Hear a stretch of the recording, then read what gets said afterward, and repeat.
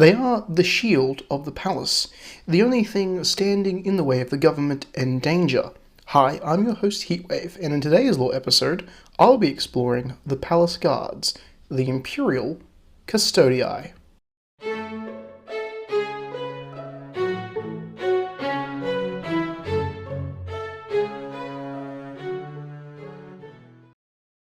Do you fear anything, Lord Custodii? No, I fear nothing, for I am fear itself. Welcome back to the Wings of Fire spin-off series, Empire of Pareena. In this little episode, I'll be looking at part 4 of our Imperial Palace tour by exploring the Custodii, their history, organization, equipment, and some of the noteworthy dragons that occupy their ranks.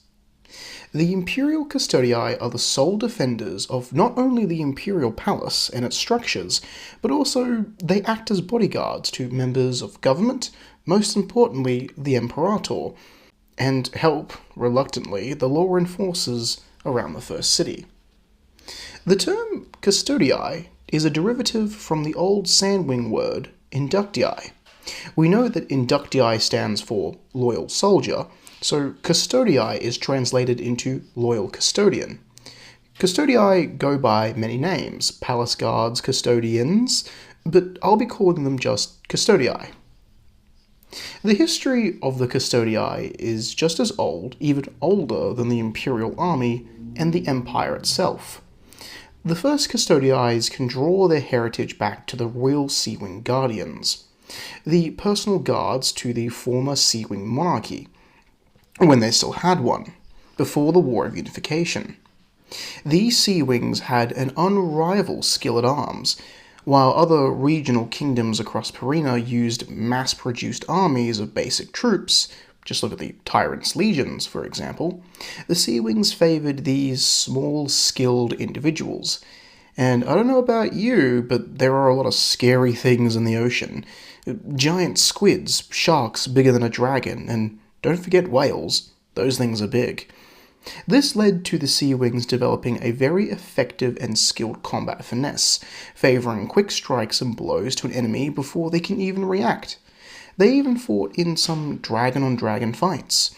Remember, dragons weren't always peaceful, but the War of Unification was the climax of this identity. Some of these Sea-Wings passed down their experience to their underlings. At this point, entry into the Sea-Wing Guardians was difficult. A new recruit would have to defeat, not kill, but defeat a current Guardian member. The process left little to recruit. Now the Royal Sea-Wing Guards fought during the War of Unification, as we know, when the Sea-Wing Princess Ocean, under the guidance of Nevada, defiled her mother's wishes and went gallivanting off to fight the war and hopefully unify Pareena at the same time. Accompanying her were any Sea-Wing Guardians who were loyal to her. She is the Sea-Wing Princess, after all. They would be led by a Sea-Wing named Typhoon. He was a veteran of the Warmwater Schism. A local rivalry broke out in one of the Tail Islands, which led to a small-scale conflict that the Guardians were sent in to crush. He had seen combat and has gone claw-to-claw with other dragons. He clashed a lot with the former Legamite Cinnamon, seeing her as a blatant traitor, but with a careful charisma of Ocean, the two played nice for as long as the war needed. During the War of Unification, the Guardians were the premier soldiers of Ocean's loyalists. The 50 or so Sea-Wings went everywhere Ocean did, and they were wonders in battle, cutting through Legion Inductii like a warm blade through a butter block. Their triumph came at the Battle of the Gap in the third cycle of the War of Unification.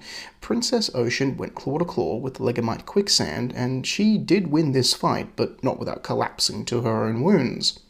It's then Typhoon and his guardians moved in, surrounding the fallen princess in an attempt to protect her, and they held off the tyrants Inductii until Ocean could be whisked away to safety. This one event solidified the Guardians as a vital part of the new throne. Upon the founding of the Empire, the Guardians were slow to embrace the new Imperial identity. They chose to keep their former Sea Wing uniform as an organization, but in the 54th cycle, when the army transitioned into its first official uniform, so did the newly named Custodii. It's here their organization and traditions became fully embraced by the new organization. So let's talk about such organization of the Custodii. Upon the completion of the Imperial Palace and its catacombs in 1456, the Custodii finalized their organizational structure to meet the defensive needs of the palace and its occupants. In total, the Custodii stand at 1,000 strong. Give or take, it's broken down into 10 separate command structures of 100 Custodii. These are called shield companies. The whole organization is led by the Lord Custodii, a dragon of countless cycles of service and talent picked by the Imperator. They are the personal bodyguard to the Imperator, sworn to their life alone. They are a powerful fighter, and even to common dragons, command respect. The Lord Custodii is accompanied by a group of specialist Custodii. These secondary officers are responsible for specific aspects of the palace. There is the Imperator's Herald. This Custodii carries a banner of the Imperator, a personal tapestry carried to sound the arrival of the Imperator if they wish to leave the palace. This Custodii is also talent-picked for this very important role. Next is the Lord of the Keys. This Custodii is responsible for holding the golden key to every door in the palace. The Lord of the Wall. This officer is responsible for defending the wall. They command the wall guns and the patrols that walk upon it. Next is the Lord of the Armory. This dragon is responsible for the maintenance, upkeep, and acquirement of weapons and armor for the Custodii. And finally, the Lord of Recruits, who is responsible for training the next generation of Custodii. Each Custodii shield company is further broken down into 10 Custodii sections, each of 10 Custodii. These shield companies are led by Master-at-Arms, an experienced and well-skilled leader. Each Custodii section is 10 strong, being led by a shield captain. Entire sections will be tasked in patrolling hallways, chambers, or guarding individual dragons of importance. So how does a dragon become a Custodii? Well, unlike Imperial Army inductii, the Custodians have a different method of recruitment, and that is, they can only recruit from their own ranks.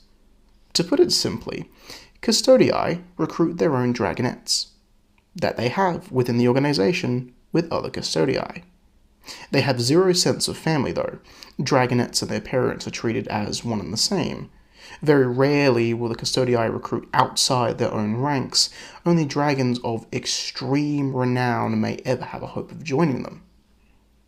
From a mere hatchling, these new Custodii train to raise to the full position.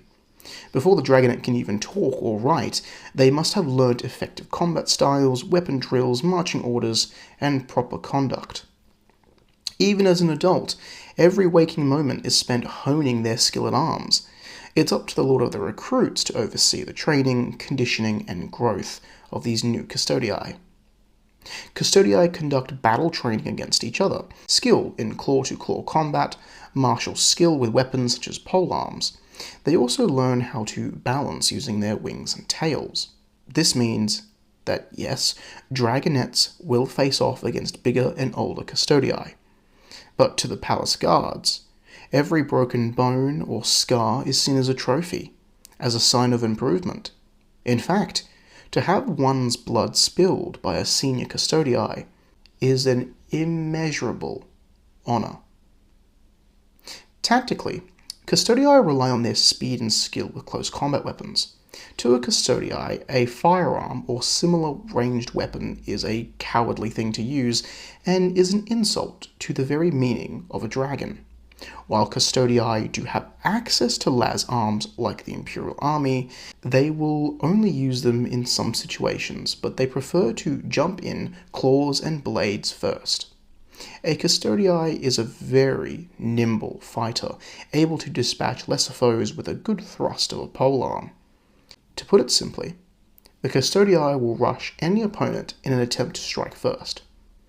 Custodii are also trained in counter-espionage and anti-assassination tactics. Next, let's talk kit. Custodii share the same kind of look as the Imperial Army Inductii do, but there is a few differences. First, Custodii don't carry field equipment like the army do, so no shovel or bedrolls. Second, their gambeson padding is Imperial blue in colour. They still wear the infamous Bakama, their organisation iconography, which is a shield with stylized dragon features. The biggest thing to note is the armour. Each armour set issued to the Custodii is talon-forged to fit their body only, consisting of polished tempered steel plates, the same as Inductii armour, but theirs contains a thin layer of gold leaf moulded into the armour surface, accounting for the gold colour. The armour does contain gold, making it very resilient. The design of the armour very much mirrors army-issued armour, except for a few minor changes. The neck plates are larger in singular sections, the thigh plate is sharper and features a deflection fin. The gaiters are plated, and the helmet features a rear fin, and the helmet spike is rather a horn. There are also 2 spikes along each brow. The most notable thing on their armour is the large dragon wing. This stylish design not only aids in protection, but is used to denote rank. A new Custodii will have a silver wing, a full Custodii will wear gold, and officers have a jewel-encrusted wing, with the Lord Custodii wearing 2 wings. For weapons, every Custodii is trained and skilled with all weapons of choice. The most common and widely used is a polearm, a finely crafted, perfectly balanced sparring staff with an oblonged blade. Some Custodii use gilded claws. These are a gold-plated sleeves that are placed over each individual talon, making them sharper and far deadlier. A mix of swords are also used, short swords, and some Custodii wear spikes, blades, or scythes on their armours or tails. Other than that, Custodii decorate their armour with gems, gold rings, beads, laurel ropes, cloth, and bones as trinkets. I'll now quickly touch on the living spaces of the Custodii. They are very basic. A few pillows, maybe some personal storage like a box or a trunk, but even I doubt they have personal items. But their chamber is under the palace, also acts as their armory and training spaces for combat. In garrison, it is expected that Custodii maintain their own armour and weapons in peak condition. Strangely enough, it's also expected for Custodii to socialise among themselves, especially the male and females, because, well, the only way to get more Custodii is to hatch them. You know where I'm going here. Now let's discuss some of the noteworthy Custodii, and I have one written here. Now he is just as majestic as he is mysterious. He is the Lord Custodii. He is Star Killer. With jet black scales as dark as the night sky, he has strange silver teardrops by his eyes. The star-like scales under his wings, his nose is rugged and armoured. Star Killer is a very, very strange dragon. I don't know what he is. Is he a hybrid gone wrong? He doesn't say much, especially not to me. But he is the largest dragon ever recorded, standing at a whopping 8 meters tall, bigger than any mudwing. He is also the oldest dragon in recorded history, witnessing 5 generations of imperators, making Starkiller almost 500 cycles old. The first documentation of a night black dragon came in 1629, when a group of sea-wings found a washed-up black dragon. He was taken before the current imperator, who determined that this dragonet was a tragic hybrid of something, and he was adopted by the current Lord Custodii, due to his very strange ability to counter every battle maneuver, with no prior knowledge of it ever existing. But this weird-looking dragonet would need a name. Due to his scales and the star-like patterns under his wings, it was theorized by apothecaries that he had absorbed a star, but he adopted a name befitting him, Star Killer. Starkiller rose the ranks quickly. His skill in combat was unmatched, even defeating his own adopted father. Starkiller was able to intercept and counter attacks and moves by other Custodii before they even made them. It was like he could read minds. The Lord Custodii takes his role very seriously, standing as the bodyguard for 5 different Imperators. He is unbeaten by any dragon in single combat. As a badge of office, the Lord Custodii carries a massive longsword known as Firebane. This sword is just as long as a sea wing, and its blade face is set ablaze with fire and flames hotter than any flame scales, licking and leaping from it. This blade was originally captured at the end of the War of Unification. Ocean's loyalists seized many relics from the Black Obelisk, including Firebane. This blade is strange. It's not of dragon origin. It's a weapon that is just... I can't explain it. But I sense that he isn't telling the full story. He knows a lot more than he leads on. I just can't think of what. Anyway, let's talk about how the Custodii defend the palace. Well, the Custodii are spread out across every nook and cranny of the palace. Every doorway, every 100 or so talon steps stands a Custodii, always vigilant, always watching. The parliamentary chamber is guarded by the Lord Custodii and his best talent-picked Custodii. This is the same for the Imperator's Tower. The Great Hall is also aligned with the Custodii, as I previously stated. The Custodii also have 6 M2A1 iron-scale tanks at their will. 2 stand in the Great Hall, while the others patrol the top of the walls of the palace. They too are coated in gold, and each has a unique name. There is Sword, Juno, Bruticus, Ocean, Loyal, and Duty. Now, during an attack, if the Imperial army fail, or if the wall guns fail, then it's up to the Custodii to hold the palace, and they will do so to the last breath.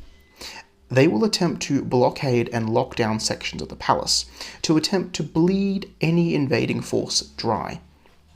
At this time, the Imperator will be moved down into the catacombs, into the treasury room, where it's safe. They will be held there, unless it's unsafe to do so. The point is, the Custodii will defend the palace, and will push any aggressor out of the palace.